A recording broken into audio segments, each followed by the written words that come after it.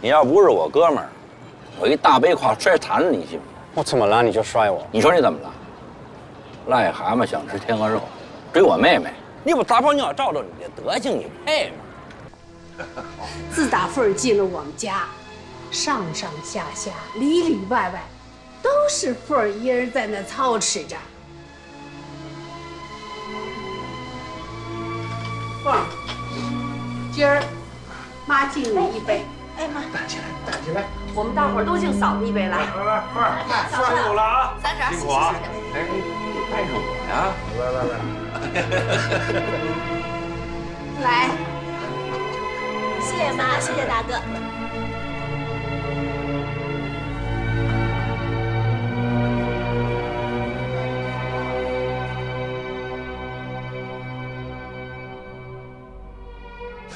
烫咸呐！爷爷，您少喝点这汤，嘌呤高容易得痛风。哎呦，这丫头哪儿那么多讲究啊？我们天津人啊，就好喝这口羊汤。哎，对了，亲家，那老哥几个没修理你吧？哪儿能啊？哎呀，那老哥几个呀，好着呢，陪着我这趟逛呢。哎，还送了我一大堆的礼物呢。这还差不多。别的我不敢说啊，就你们北京人这份热心肠，真的是没话说。我说句不好听的，每年呢，我都盼着过年，能到您这儿来拜年呐。为嘛呀？啊，你们这儿热闹。要我说呀，亲家，您看您一个人在天津住着，孤孤单单的多没意思，也让凤儿不放心，干脆搬过来吧，咱们一块儿住着多热闹啊！哎，搬过来好。是啊，我跟我爸提了好几次了，他就是不愿意搬。这个，我这闺女啊，和这女婿啊，开饭馆儿，按说啊，我应该来帮忙的。可你们也知道，我搁天津啊，也待惯了。让我一下住到这儿啊，我还真不习惯。而且，你们北京的房价呀，也太贵了。我真的买不起呀！爸，别着急，别着急啊，等我挣钱了，我给你买。啊，这话我爱听。斌子，这话我爱听。他呀，就会动嘴。来吧，那我也爱听。来，敬你一口。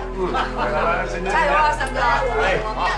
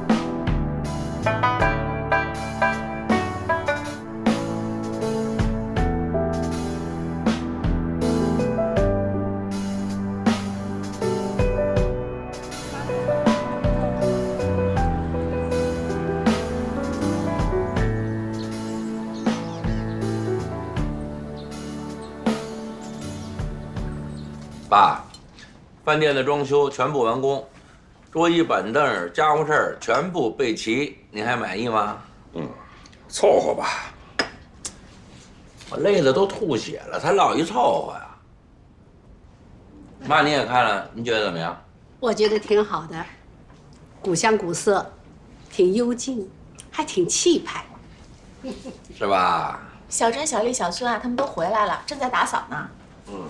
我看着照以前少了不少人呢。哦，是这样的，有的人春节回来之后啊，就去别的地方打工了，有的回了老家就不再回来了。不过小孙、小丽这些老员工都说了，愿意跟着咱们干。爸，人虽然比原来少了，但咱改的是私房菜啊，原本也用不了这么多人，现在的人员配置更合适。我同意。那咱们现在万事俱备，只欠东风了呀。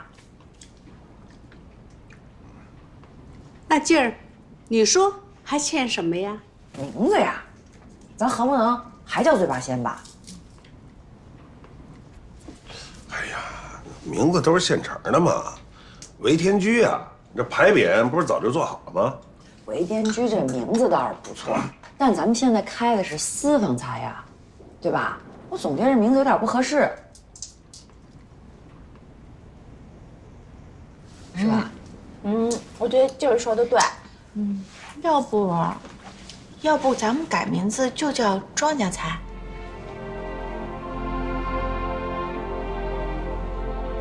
这名儿好啊，简单明了。一听就是爸开的饭馆啊。就那么着啊，就那么定了。这回老爷子乐了，是不是还想开一个盛大的开业仪式啊？开业仪式就免了吧，太张扬。爸，开饭馆不就得张扬点吗？你懂什么呀？我开的是私房菜，啊，我有我的经营方式，我都想好了，到时候把老董，还有咱们京城那些著名的食客，请到咱们饭馆来，让他们尝尝菜，给点评点。太好了，我们又能学新菜了。行，选个好日子啊，咱们庄稼菜开业。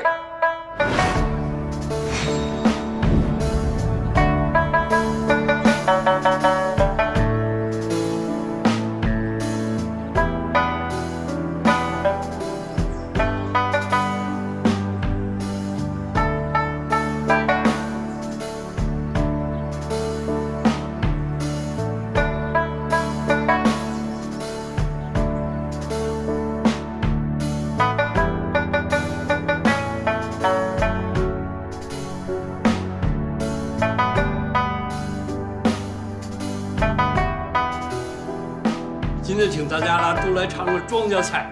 哎呀，这味道可好！这个葱烧海参，这是他们的看家菜。现在你看，新菜又来了。啊！大侠老师，请慢用。哎呀，这漂亮啊！来，别客气了，媳妇儿动作快了。好，许全呀！别客气，别客气。哎，您来尝尝尝。来，您坐，来，这个菜真是。哦。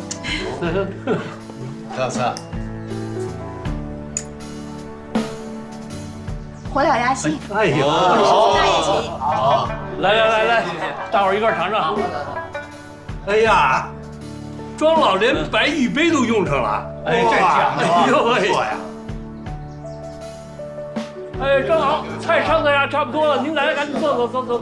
哎，最后一道大菜，各位上演，清蒸石鱼。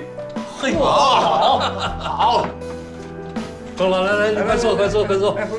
哎呀，以清蒸石鱼鸭肉，够档次，够讲究。上次啊，我在一家馆子吃了一回石鱼，好卖，鱼鳞全给挂了。我当时就想让他们退3费，完全大外行，根本不知道石鱼吃的就是鳞。你们看庄老这鱼做的啊，重点的佐料都没放，就怕盖住鱼肉的清香。哎呀，尝尝啊，鱼鳞入口即化，慢火蒸的，够功夫。来，大伙尝尝，来，吃。哎呀，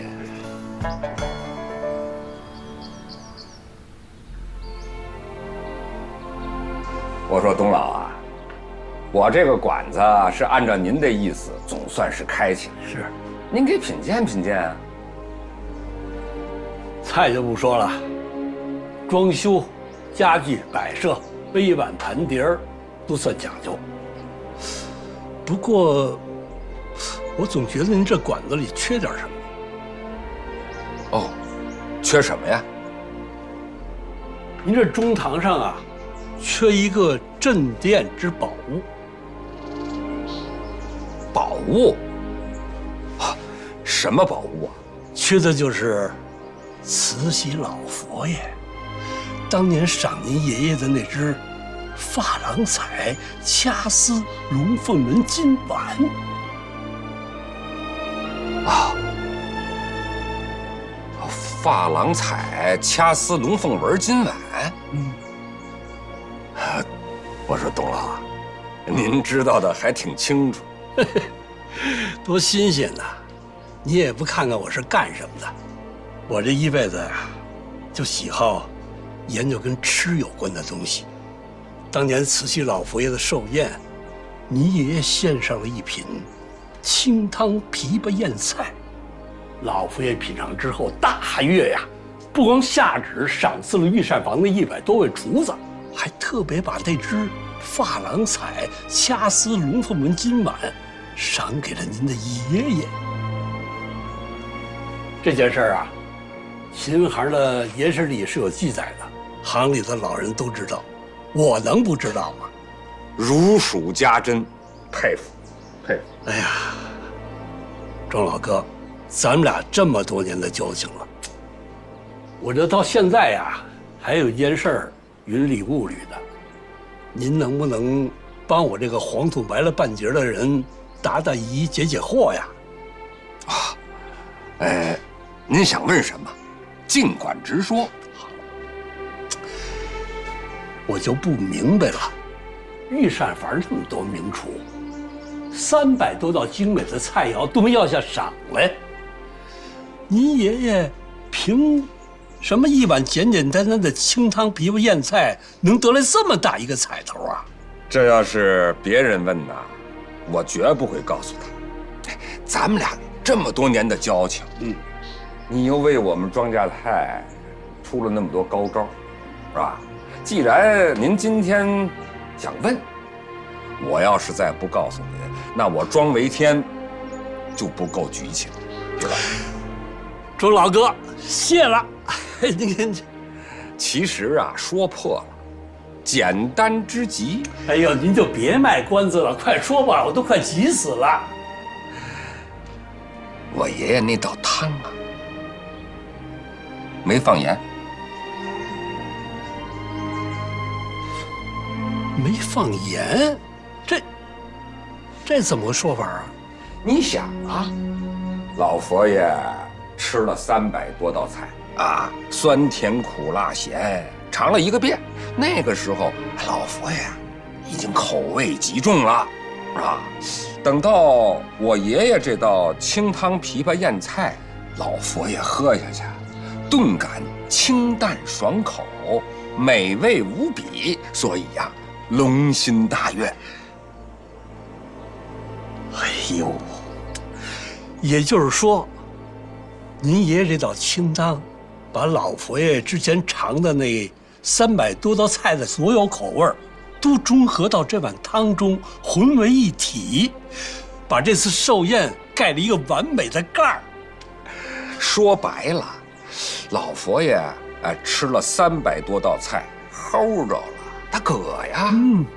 当时你就是给他上一碗白开水，他都会觉得鲜美无比，因为他解腻呀。哎呦，绝，太绝了！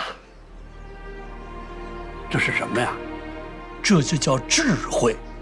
我哥哥，继承祖先的智慧和厨艺，把你们庄稼菜开好，把你们家这点绝活接着往下传下去。我会的。所以我才让您把这只金碗请出来，堂堂正正的置于中堂之上。我也想啊，可是珐琅彩掐丝龙凤纹金碗它没了。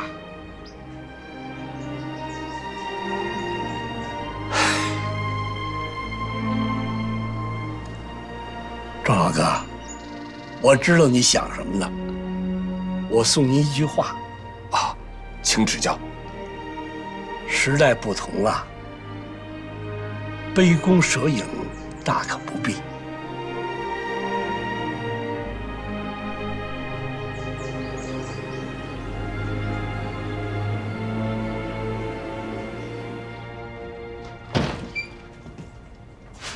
小姑，忙什么呢？忙什么？改书稿呗。哎，你别忙了，别忙了，你看看这个，来，这什么呀？这是我精心为你准备的，这个是一个交友网站的网址。交什么友啊？忙着呢，你拿。别呀！这是我爷爷奶奶、我爸特意安排我给你送过来的。你想想，你这终身大事儿，那可是全家人都操碎了心啊！不用你们操心。那小姑，你这一天天，你不会是独身主义吧？你看我像吗？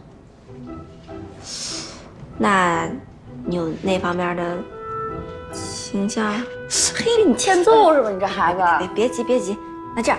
给我点时间，我给你好好介绍一下这网站。这个网站上面的人非富即贵，那要么身价就上亿，要么就是一个企业的精英，不是一般人能当这会员。我也是费了好大劲把你这副教授给加进去的，而且实名制，保真。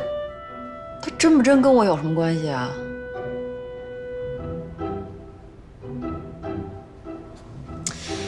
得。反正这是我的任务，这网址、注册号、密码我全给你写这儿了，我任务完成了。至于看不看，就是你的事儿了。我走了啊，来，赶紧走吧。哎，万一你要真捞上一个5克拉钻石大钻戒，请我吃饭。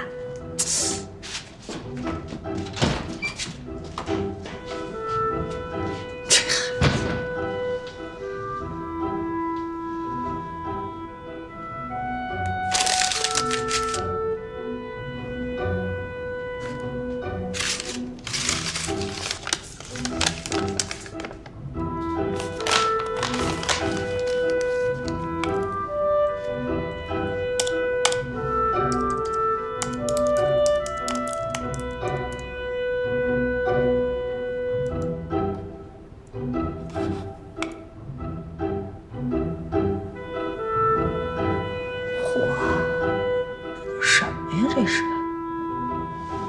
这么瘦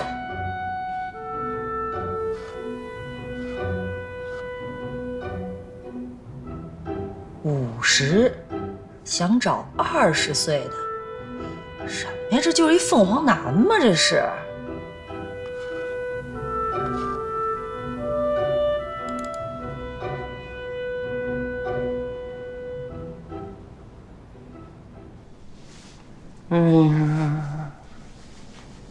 哎呀，舒服点吗？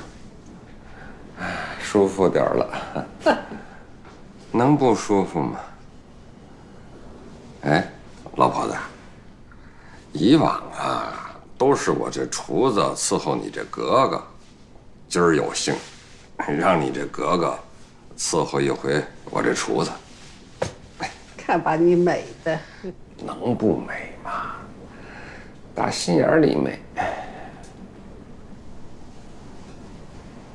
我刚才听你说，老董跟你说的那些话，我觉得有道理。你怎么没跟他说实话呢？老董的意思啊，我明白。他是说我一朝被蛇咬，10年怕井绳，没那个必要。时代不一样了，那种事情一去不复返了，不会再发生了。你还怕什么？我怕，我是真怕，我是怕那个人。你是说？哼，哎呀，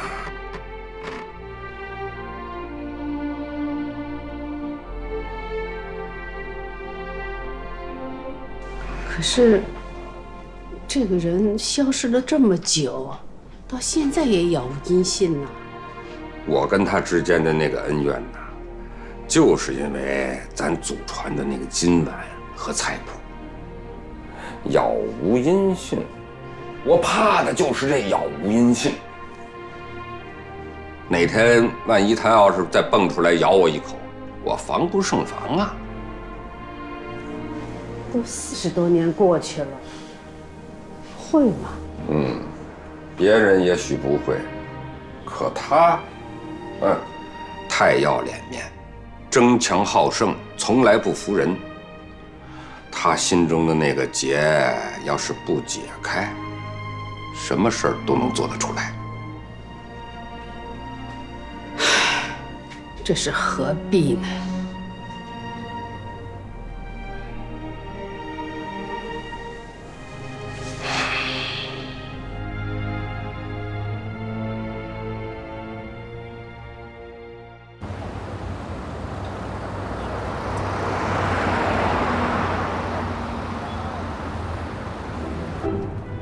爸，这买菜这么点小事儿，还要您亲自出马吗？那是必须的。那天，董老吃了我做的菜，说这菜照以前呐，还差点意思。我门儿清，那是原料的事儿，让志斌采购就知道图便宜，根本不会挑。那我以后好好挑不就得了吗？你倒是会挑啊，这里学问大了。我必须带你们来几趟，等你们学会了，我就能放心了。爸，志斌是什么都不明白，但我多少还懂一点儿。要是买菜这种小事儿都让您亲自去，我们做小辈的就太过意不去了。再说了，不就买个菜吗？有这么重要吗？我们做的是什么呀？菜呀，菜是给人吃的。往小了说，那能影响到人的食欲和口味；往大了说，能够影响到人的健康和生命。也太夸张了吧？有这么严重吗？我说，志斌啊，你们两口子知道这个百年老店同仁堂门口那副对联写的是什么吗？不知道。不知道。修和无人见，存心有天知。知道这句话是什么意思吗？不知道，什么意思？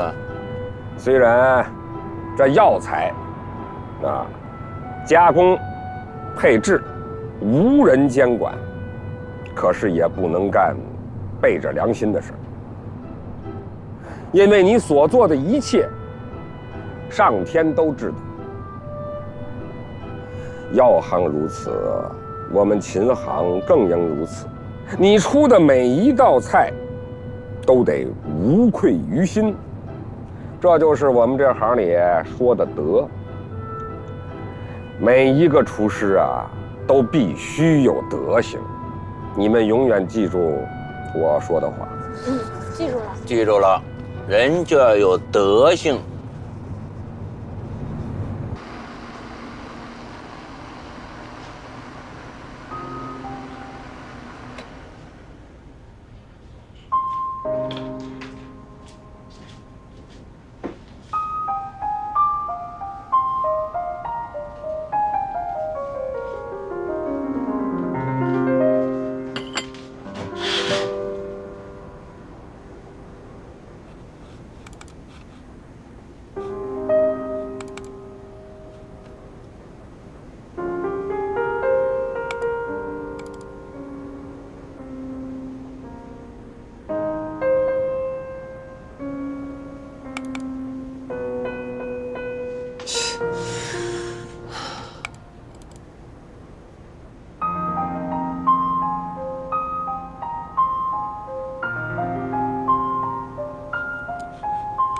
庄女士，人生在世，贵在有自知之明。每个人都有他应有的位置，你觉得你在这里出现合适吗？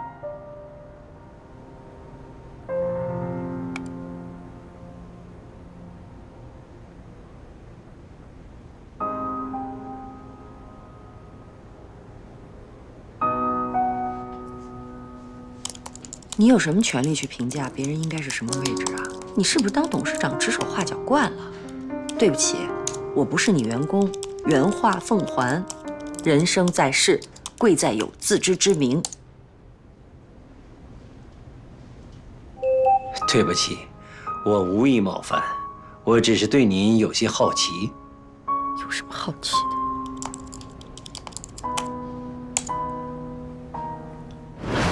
这个网站有资格成为会员的，都是各个业界的精英。虽然你有姣好的容貌，看上去也很知性，可我不客气地说，您并不具备成为这个网站会员的条件。所以我很好奇，您是怎么做到的？我怎么做到的？跟你有关系吗？当然有关系。如果像您这样都能轻易地成为这个网站会员的话，那我真要考虑考虑，我还有没有在这个网站存在的必要。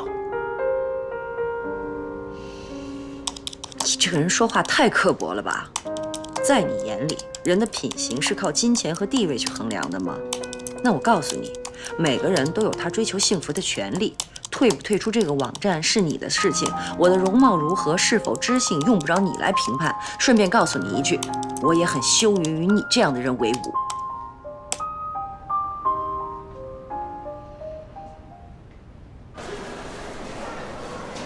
爸，来的忒早了吧？你看这好多摊儿正上菜呢。一点都不早，是吧？这时候的菜呀才新鲜。过些时候人多了，那好菜被挑走了不说，是吧？这菜呀让人摸来摸去的，都糟蹋了。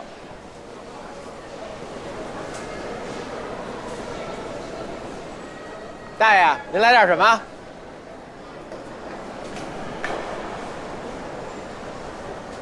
哎，爸，这菜不是挺新鲜的吗？他这个摊位的菜呀，十有八九大棚菜。您这个大棚菜和一般的菜怎么区分的呀？真是，一种菜还能长出俩模样来，新鲜。一点都不新鲜。大棚菜的特点啊，是高科技催熟的。二呢就是反季，你别看错2个月，那也是反季菜。那跟那个时鲜菜就没法比。你看那个摊位了吗？那土豆，还有那个莴笋、芥菜、白萝卜、香椿，那都不是应季菜。估计他这个摊位上别的菜啊，也都是一个地方出来的。爸，我们庄稼菜要求这么严格呀，必须用时鲜菜，不能用大棚菜。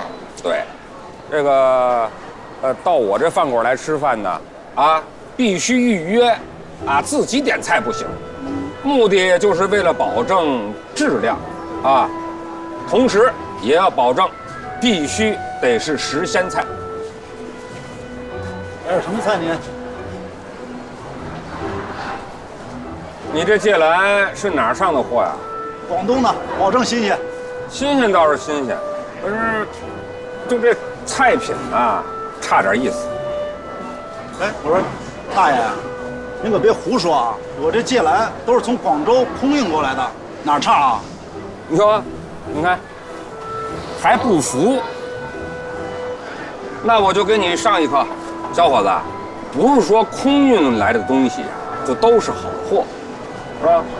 芥蓝呢，讲究的是杆儿要粗，你这虽然不是很细，但是一看也就是2等货。再说你看你这个茼蒿绿叶菜呀，是吧？看的是它的颜色，是吧？这绿的越脆，是吧？越透亮越好。你瞧你这个都绿的发黑了。你看多脆，是吧？保证没滋水。小伙子，以后再上货呀，长长眼吧。哥们儿，真倒霉吧今儿碰见脸刁的了。是。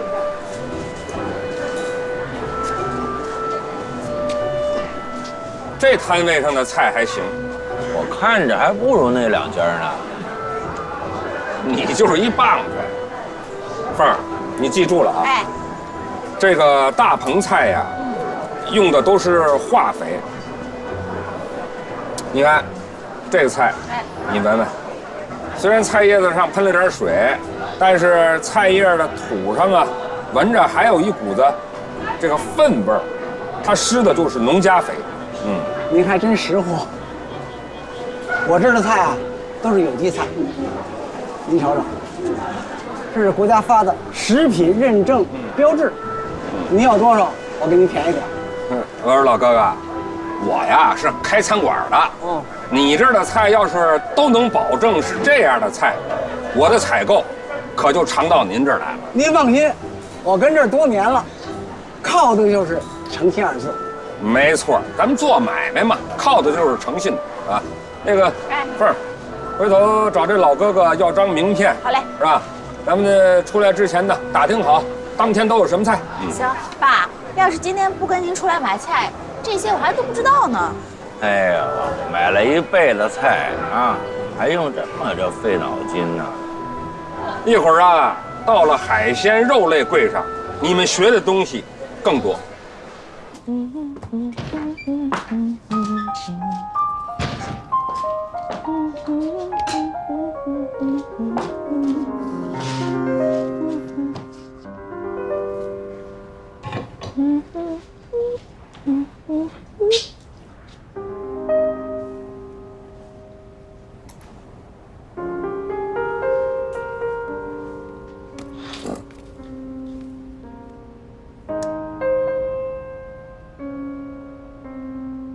能跟你羞于为伍的人做进一步的探讨吗？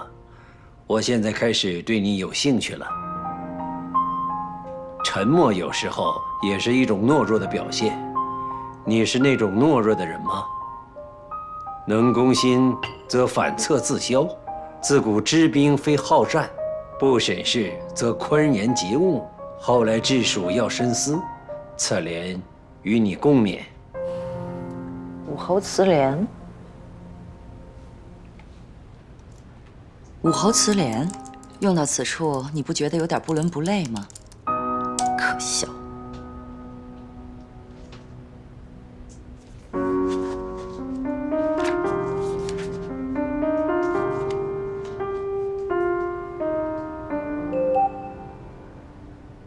攻心是对方之进退，不战而屈人之兵为上策。明白了。你以如此强势的姿态，用犀利的语言来打击我的自尊心，是想借此引发我对你的好奇，并让我从开始就处于劣势，逼迫我反侧自消，好让你不战而胜。看来你对我是别有用心呢。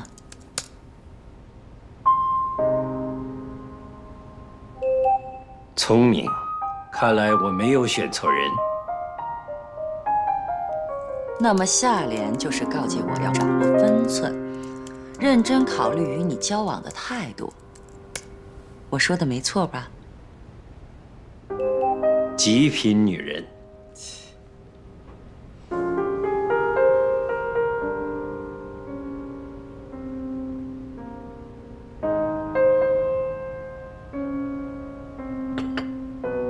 我就不明白了，像你说的，我跟你完全是2个世界的人，你为什么会对我产生兴趣？在这个网站里充斥着太多庸俗、拜金、自命不凡的女人，可你清新自然、卓尔不群，也像你说的，一个人的品行不是靠金钱和地位来衡量的。在与你比战的过程里，我看到了一颗自尊、自爱、自信的心。我相信我的感觉，你就是我要找的极品女人。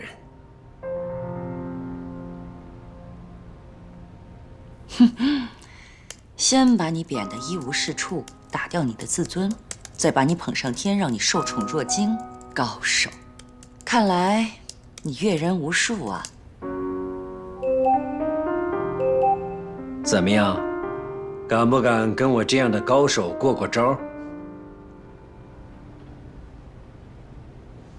激将法虽然老套，但有时候很管用。我倒真有兴趣跟你交交手。太好了，看来我第一步的目的达到了。别太自信，我对你的目的不感兴趣，我只是想了解，像你这样的人的生活方式和状态。哦，窥探别人的人生，你心里不太健康啊。彼此，我看过你的照片，你去过的地方还真不少。让庄小姐见笑了。其实那些照片只是我去过的地方的一部分，跟网上上传那么多照片实在太麻烦了。我不喜欢繁琐，化繁为简才是智慧。我喜欢旅行，喜欢到一个新的地方时的那种新鲜感。当你心中烦闷、困惑、不知所措时，旅行给人带来的那种开阔、惊奇、快乐，能将一切烦恼都置之度外，全心全意地投入到自由当中。我去过非洲腹地，攀登过喜马拉雅、乞力马扎罗等高山。明年计划从南美洲去南极。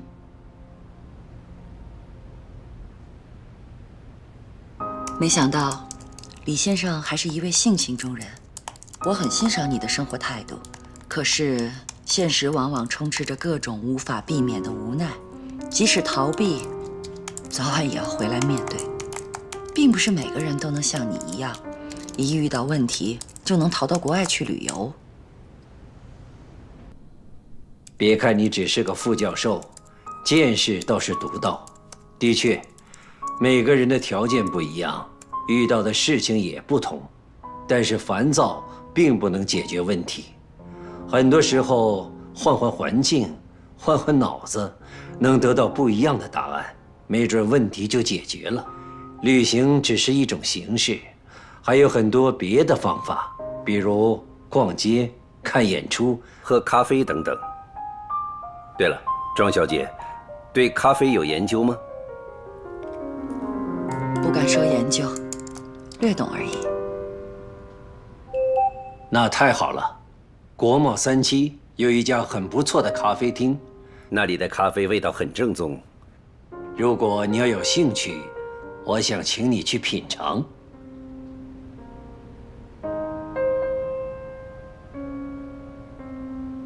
对不起，我没有跟陌生人喝咖啡的习惯。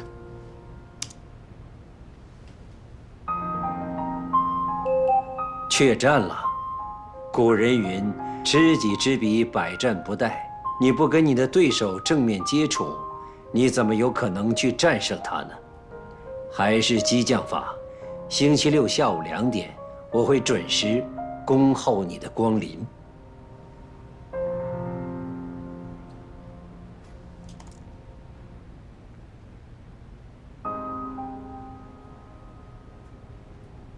下线了。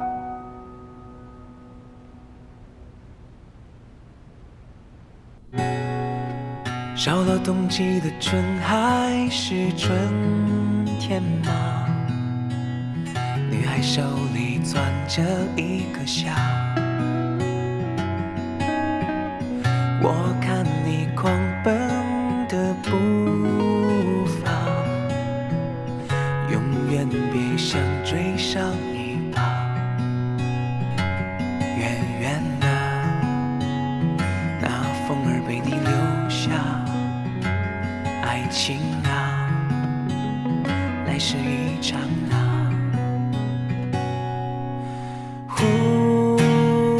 你不曾知道啊，你无需知道呀。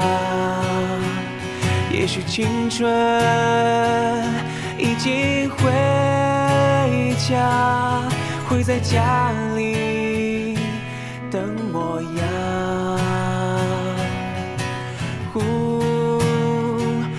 笑笑，自打你把他的视频发到网上之后，我这可就火了。是吧？那可不，这才发那个视频现在可火了，我已经有好几万人点赞了。哦，我看阡东都成网红了。等你吧。喜欢看。咱得喝一个呀！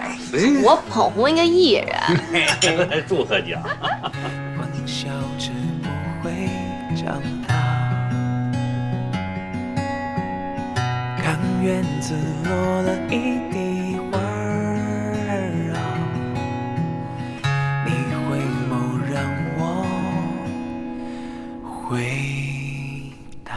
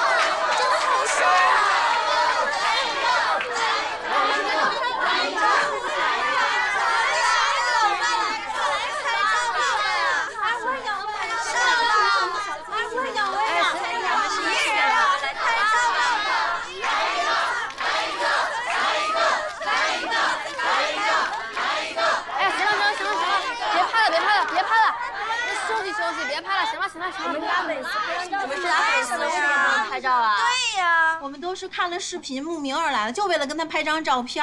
怎么了？你管着吗？就是什么视频？说算了，什么视频？没有什么视频，别听他们瞎说。谁胡说了？你问大家是不是都是看着他视频来的？是啊。行了，别拍了，别拍了。过来的。行了，别拍了，别拍了。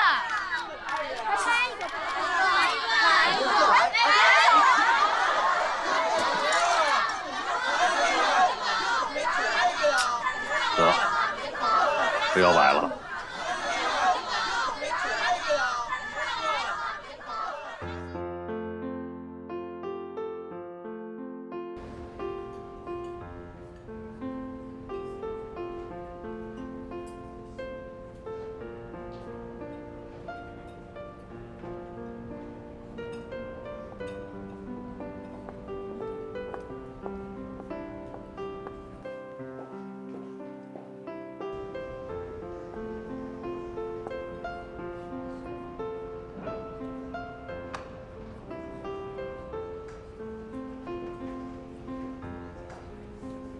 钟小姐，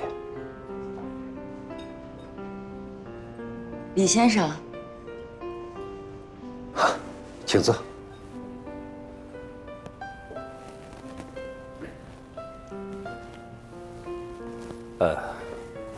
我要了一壶蓝山，不知道对不对你的胃口？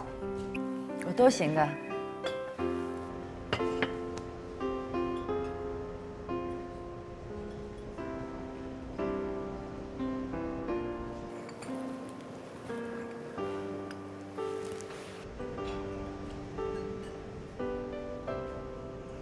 李先生，难道您不知道这么盯着一个女士看是不礼貌的吗？仿佛兮若青云之蔽月，飘摇兮若流风之回雪。您过奖了，可是您不是曹植，我也不是甄宓。张小姐学识渊博呀，区一个洛神赋，难不倒我吧？怎么，李先生，您这是在考我吗？有感而发而已。引经据典，出口成章。不过您不觉得咱们这么说话有点累吗？有意思，不俗啊。正经，我很喜欢你的性格。这么就直呼其名了，是不是有点快呀？你不装我也就别拘着了啊，这样咱们都会舒服一点。成，您请便。啊，向东他跟你急了啊？让我把他的视频给删了，还立刻马上说完扭身走了。我觉得这也情有可原，突然间火了，一般人肯定接受不了，慢慢习惯就好。就是，小小，我觉得你真不用生气啊。那向东就是忒不识好歹了，他应该好好感谢你才对呢。哼，他真应该好好谢谢我。小小啊，你又不是头一天认识向东，让向东谢谢你，做梦啊！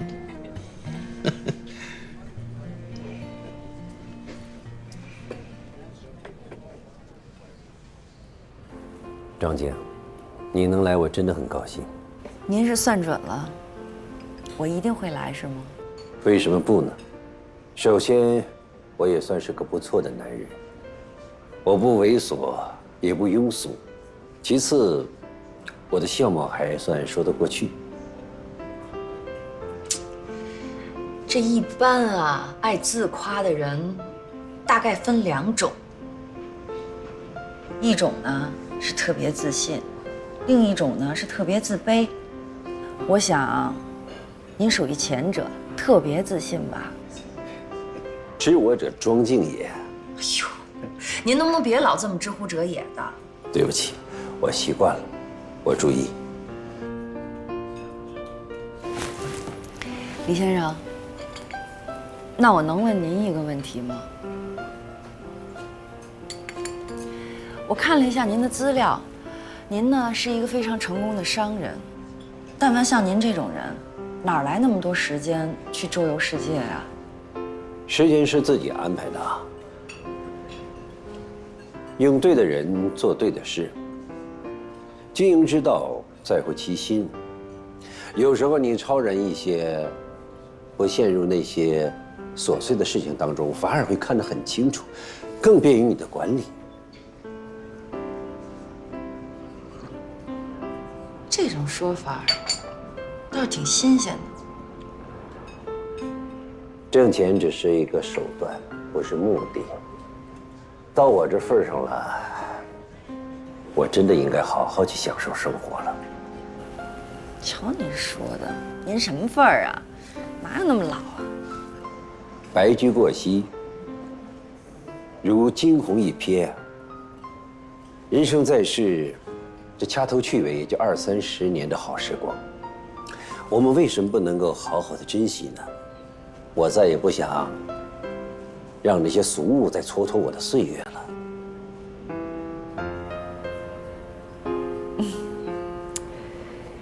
听您说这番话，我倒是对您有了新的认识。庄姐，我向你保证，如果咱们2个交往，我不会让你虚度时光的，我会让你每一天过得都很充实，过得有质量。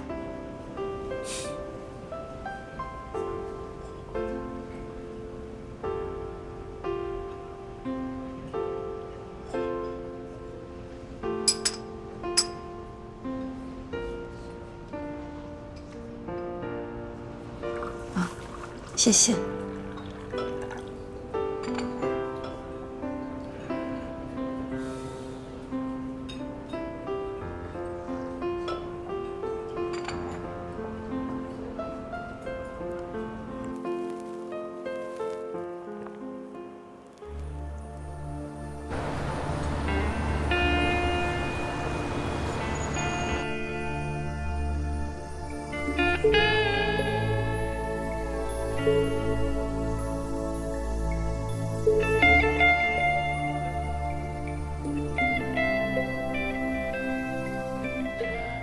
戴维，今儿个非要请我吃大餐，这几个意思啊？咱这么好的哥们儿啊，请你吃顿饭，不就应两应分的呀？那我就不客气了，使劲吃，我不光管饱，非得让你吃顶了不可。哎，三哥，你发现了没有？这段时间咱院里有的人变化还挺大的呢。那是，这不饭馆开起来了吗？好歹也是老板呢，能没点变化？我不是说你啊，那你说谁啊？你说，这庄静啊，平常周末基本上都在家，不是写书啊，或者上网啊，他很少出去。那这个周末，他都是早出晚归。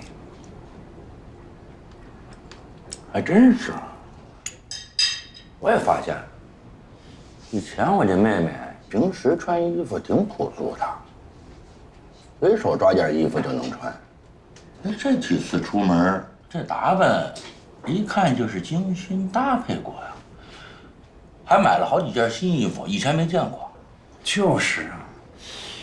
哎，你这一说，还真有点不对头，化妆上也有变化。以前顶多化点淡妆，现在眉毛、眼线、腮红全画上了，还喷香水儿，以前从来没有过。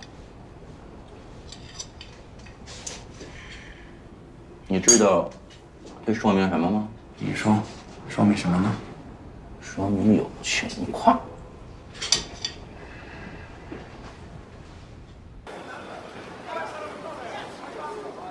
老板，我们都等这么久了，唱歌的小帅哥什么时候来呀？是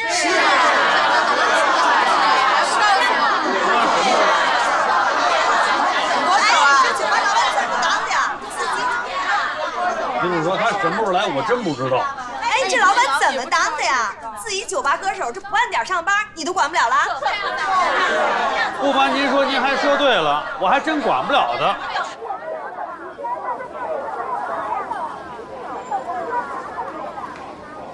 你别吵吵，都别吵吵，吵吵什么呀？那啥那么准点？他肯定来，他今儿不来，他明儿一准来。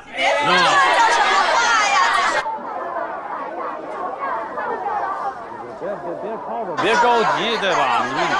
大家都别着急，好不好？不是来，什么时候来我也不清楚，你们再等等，行吗？这向东怎么还没来呀？这么乱，我要是向东啊，我也不来。烦不烦？能不能别说了？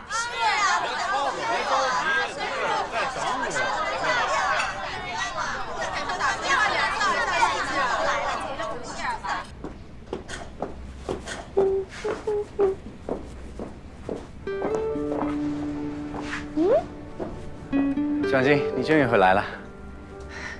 你挨这儿站着干嘛呀？不在屋待着？我在等你了。等我啊？有什么事儿吗？我有明天晚上2场国家大剧院有意大利无乐歌剧团演的《Barber of Seville》的票，我想请你去看，不知道你能否商量？行啊。他们演的那个《图兰朵》《茶花女》我都看过，这个塞尔维理发师我还真没看过呢。成，没问题。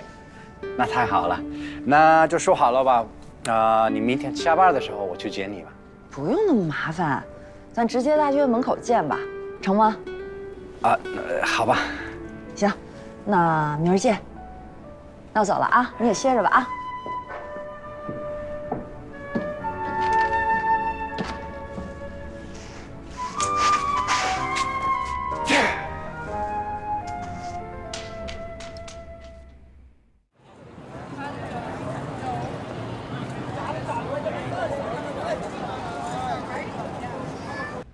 忙着嫂子。哟，三儿啊，打过年之后就没见过你，这西装也穿上了，这小头也梳得这么利落，你干嘛去了？猴子现在有正经营生了，不跟咱混了。说什么呢，哥？要不是我妈非逼着我让我跟我舅去公司里跑业务，我才舍不得离开你呢。不过先凑合干吧，挣的还行。得了吧你，1月8000多，你还嫌少啊？我这小庙供不起你这尊菩萨。嫂子，你听见没有？我哥又开始挤兑我了又。你别搭理他，你听我说啊，你就跟着你舅好好干，比在他那儿强。哎，这嫂子，这老爷子这招牌不都挂出去了吗？说改宫廷菜了，我看馆子里边怎么也不少人呀。老爷子是厨师，他哪懂管理啊？还自以为是，我说的话他也不听。就他那邪了门的经营方式，能上人吗？爸说了，再等1、2个月，一定就跟现在不一样。2个月？嗯，他那做菜的成本，2个月得到底多少钱呀？反正我手里这点钱就能供半年的，到时候就等着一块死吧。哎，你能不能说点吉利的话呀？我吉利得了吗？别理他，别理他。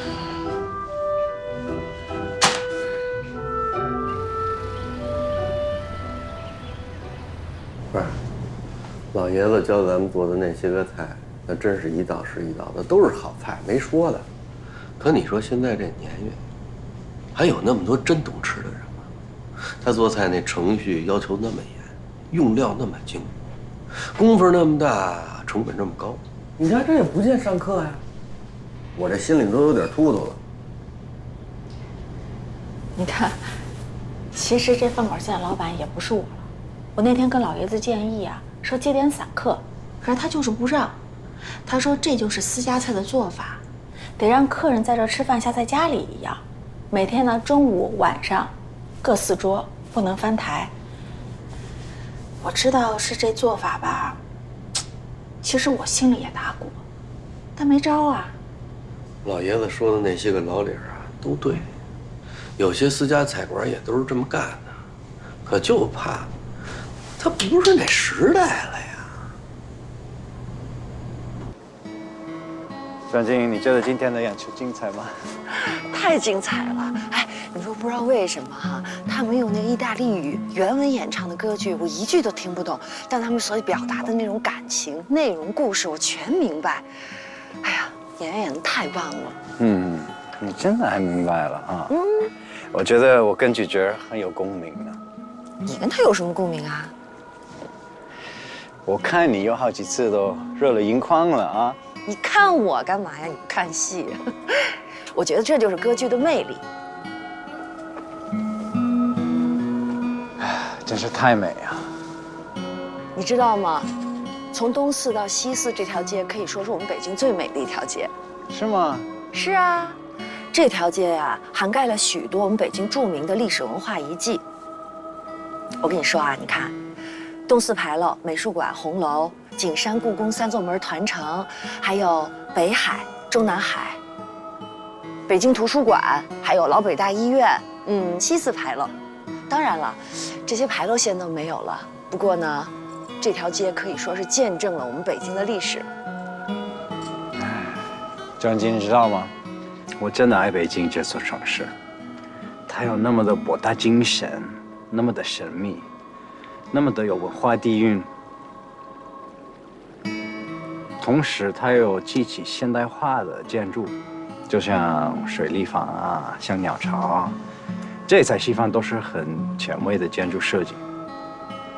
真的很奇怪，你说这种现代文明和古老的文化，都可以在北京这座城市那么完美的结合在一起哈。这需要海纳百川的胸怀才能做得到。没错，所以呀，在我们北京城里，最美的、最有魅力的，就是生活在这里的人。你说的很对，最有魅力的就是生活在这里的人啊。就是你，你在我心中是最有魅力的人。切，你这什么思维模式啊？我说的不是这个。我说的就是这个意思。张晶，我喜欢你，就像我喜欢这座城市一样的，被深深的迷住了。我已经不能自拔，无药可救，食不知味，夜不能寐。你行行，打住吧。再说你就病入膏肓了，有那么严重吗？张晶，你不要以为我跟你是开玩笑的，我跟你说的每一句话都是真心的。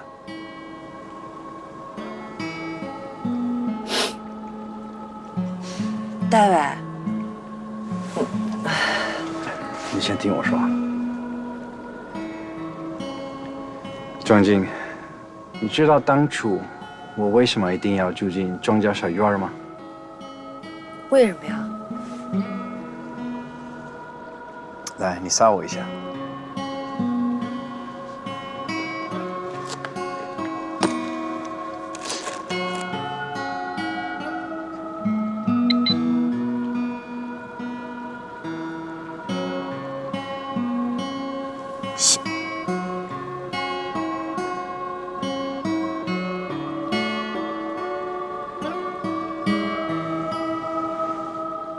你就是行走的风景啊！兰亭，我极其欣赏的女人，她的背影走进庄稼小院儿，我是为她而来。我想亲手掀开她神秘的面纱，我想走进她的生活。当这一切成真的时候，我没有失望，反而更坚定了自己的决心。张静，你就是我梦想中的东方女神，是我渴望一起共度余生的人。请允许我用我自己的方式去追求你。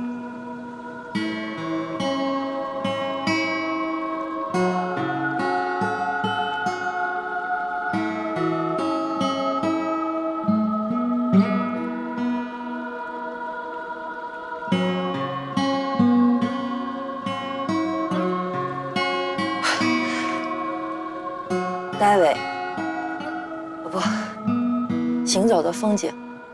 首先，我要感谢你对我的真诚，可是你也听我把话说完。算了，我直说了吧，咱俩不可能。为什么？没有为什么，你就别跟我这儿瞎耽误功夫了。张静，时间会改变一切啊！你会有接受我的那一天。那你就试试看。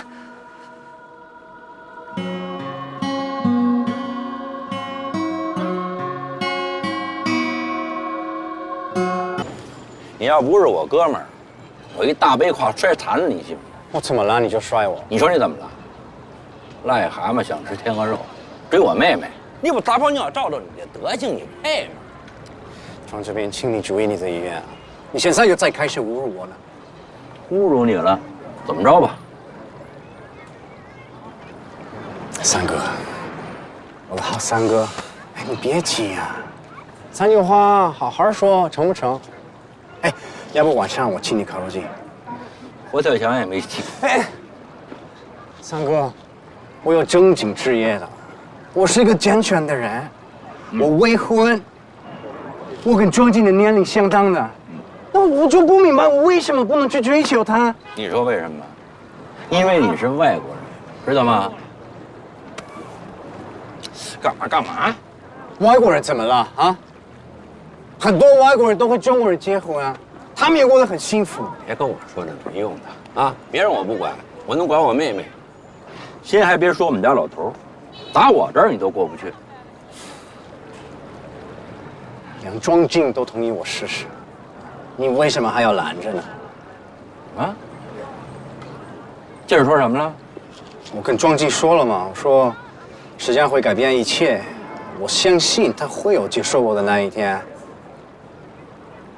然后他就说：“那你就试试吧。”你还老跟我装中国通，好凉话听不懂啊？你家劲儿那是拒绝你，没听出来啊？所以我才请你帮忙啊，看看有什么办法能让我打动他的心。帮不上忙，你家劲儿你不了解，那非常自我，非常有个性。他说想要什么，谁也没戏。这么些年了，我妈、我爸，还有我，为他这点事儿操多少心，给他介绍多少人，有钱的，长得帅的，有漂亮的，啊，有地位的，一个他也看不上。你家劲儿的眼睛在那儿呢，就你，歇菜吧，没戏。三哥，这么多人没看上，那不就是缘分没到吗？说不定就在等我了。哼，我相信，精诚所至，金石为开。我拿出铁杵磨成针的精神来，一定会打动他。获取他的芳心。哎呀，你呀，你以为你会几句成语就中国人了啊？玩去吧你！嘿，三哥，咱是朋友，你就说你帮不帮我吧。不是你什么意思啊？我要不帮你追我妹妹，你就跟我掰了是不是 ？Yes， 如果你不给我出主意，以后你是个不受欢迎的人，我的家不用再来了。哎，怎么成你们家了？回来，回来！烤肉季在那边。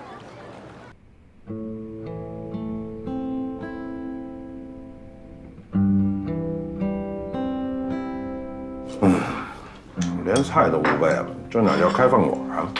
这样，我跟你说，我就不该听你瞎胡。我现在后悔，就应该当时把那10万块钱给撤回来。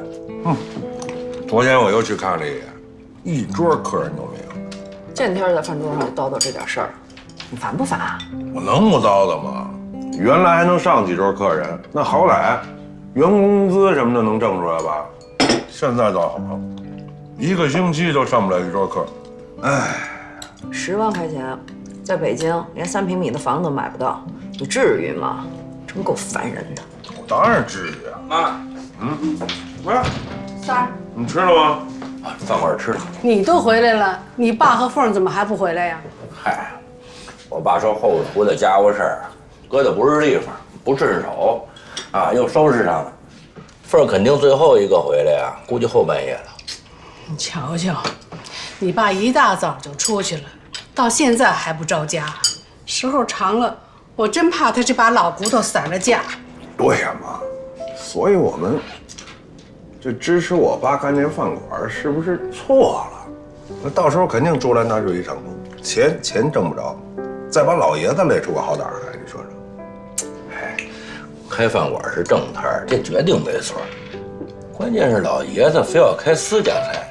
我当时也二乎，可他那霸道劲儿，也没我说话的份儿啊。那没他那么干的，不接散客，提前预定，中午4桌，晚上4桌，做什么就得吃什么，还不能现点，这不出幺蛾子吗？我一直想找机会跟他说道说道，我一张嘴，哎，让我玩去。咱爸那叫自恋，他现在就觉得他说什么都对。哎，这人上了岁数啊，就越爱犯这毛病。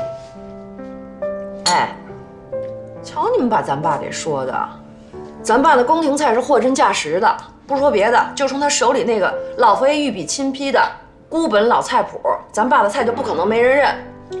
对，那菜谱是真的，那得让人知道啊，爸做的菜好吃。哎，那得人来吃了才知道，这得会经营，得吆喝。哥，你这话说的太对了，我就是想让咱爸知道这个。可他油盐不进，差不多行了啊，就知道在背后叨叨爸，有本事当面说呀，有本事把咱爸说服了，给我看看呀。真成。妈，我说完了啊。谁招他了？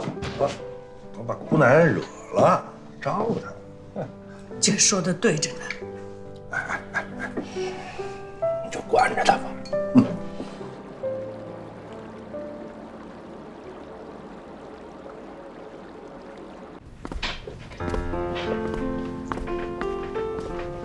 哎，一人躲这儿干嘛呢？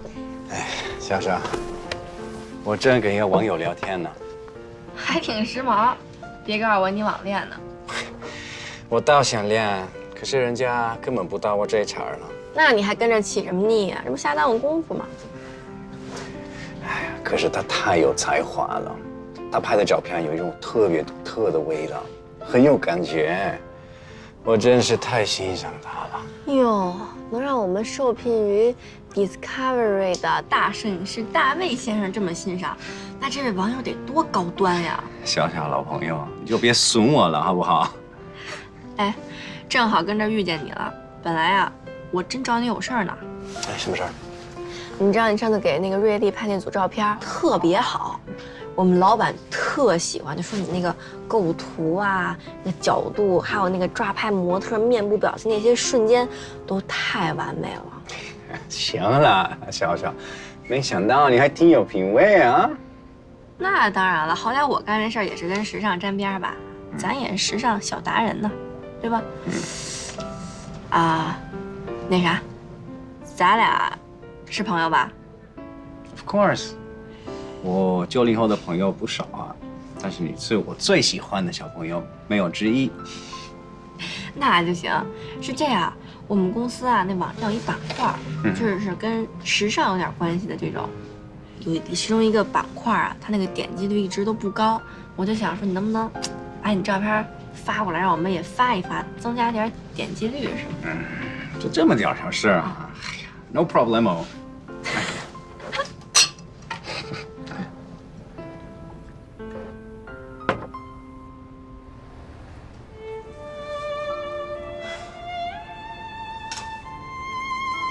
你说这饭馆的生意不好，爸还天天在那儿盯着。今天老爷子说了，要是没有人订桌，就不备料了，听得我心里酸溜溜的。没事儿，大不了这30多万再砸进去，挣钱嘛，不就为了开心吗？只要你和老头开心，我无所谓啊。你是想得开呀，可是这饭馆不好，我跟老爷子能开心吗？不还能撑小半年呢吗？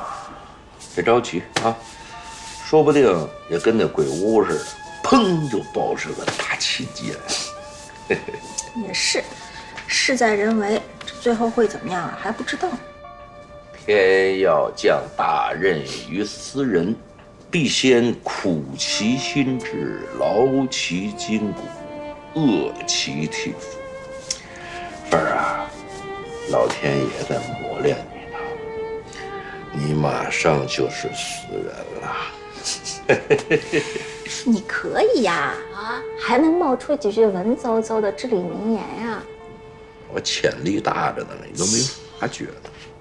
哎，我跟你说点好玩的事儿。你说，你说那戴维，癞蛤蟆想吃天鹅肉，追我们家静儿，让我们家静儿给狠狠地撅了一下。我早就觉得戴维看劲儿的眼神不对。这也能看出来？当然。哎，你说有这样的吗？他让静儿给撅了，他非拉着我，让我给他出主意。我要不出吧，还要跟我绝交。你出了？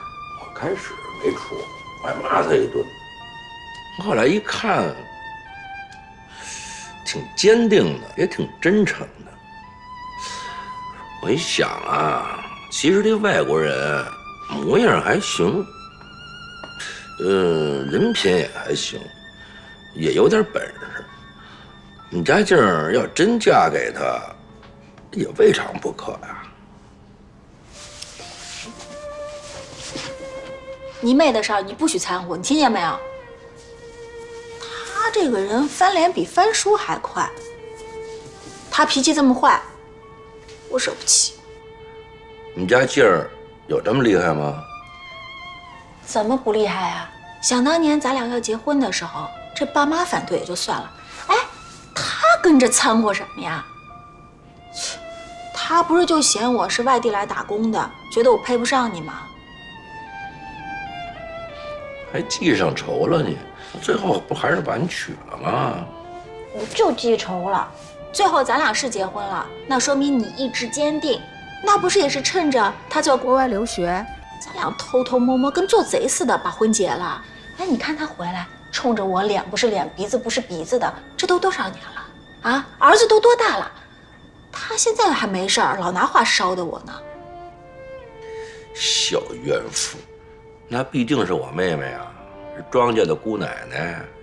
那你说都30大几了，连个对象都没有，我这当哥的能不急吗？那怪谁呀？那不是怪他吗？啊，眼睛长头顶，这头顶看哪儿去啊？谁他都看不上。再说了，就他那脾气，谁跟他在一块儿谁倒霉。这不来了一不怕死的吗？这戴维想受罪让他受去呗。你是不是给戴维出什么馊主意了？出了，但不馊啊。继续，继续。哎呦哎呦！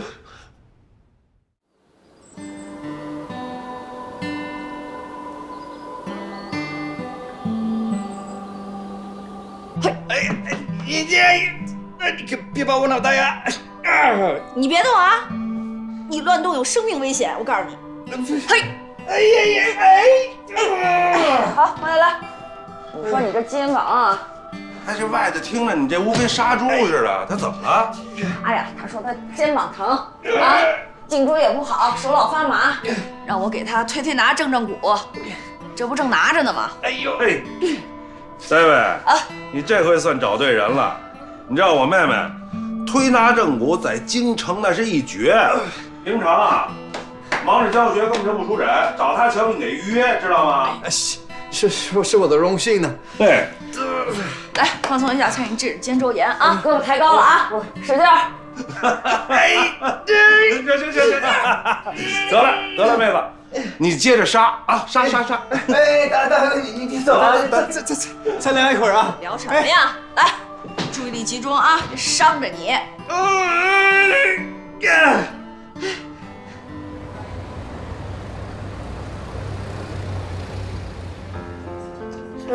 你说他至于发这么大脾气吗？犯得着吗？连面都不见了。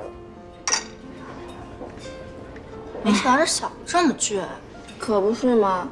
从那之后啊，他再也没有去过顺子哥那儿，就连顺子哥都联系不上他，手机关机了，玩消失啊！这也太没有天理了吧！我们家小小是为了他好，好不好？我听着就来气。走，找他去，小小。小小，你别害怕，有我们在，他向东别想耍什么幺蛾子。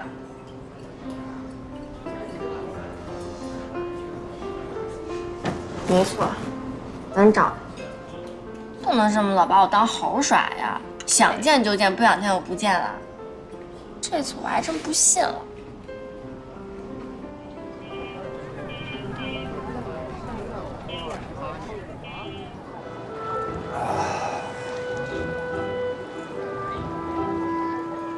怎么跟上刑似的？我就是上刑了。哎呀，张静看着那么稳弱的一个女子，可她一出手也太狠了。刚知道啊。三哥，你给我出的什么馊主意啊？